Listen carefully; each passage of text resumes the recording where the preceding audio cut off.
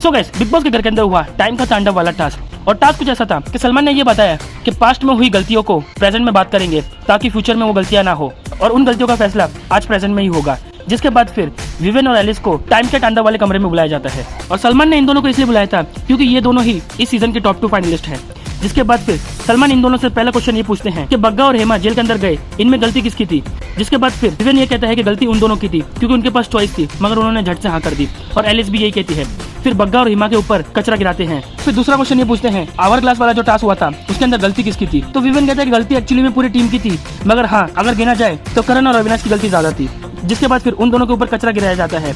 और फिर अविनाश कहते हैं कि नहीं सर, हमारी अकेले की गलती नहीं थी। और करण भी ये कहता है कि वो एक टीम टास्क था जिसमें पूरी टीम की गलती थी, पर हमको टारगेट किया जा रहा है। जिसके बाद फिर सलमान भी उन दोनों के फैसले पर सपोर्ट करते हुए ये कहता है कि गलती उनकी थी जो सो गए थे, उनका भी ये काम था कि टास्क को बरोबर चलते रहना चाहिए। जिसके बाद फिर सलमान अगला क्वेश्चन ये पूछते हैं कि घर के अंदर बैट्स का डिस्ट्रीब्यूशन बरोबर नहीं हुआ है, इसमें गलती किसकी है। तो विवेन इस पर चाहत का नाम लेता है और कहता है कि गलती चाहत की है। जिसके बाद फिर चाहत पर भी कचरा गिराया जाता है। और आखिरी क्वेश्चन पूछा जाता है कि राशन घर के अंदर इक्वली डिस्ट्रीब्यूट क्यों नहीं हुआ।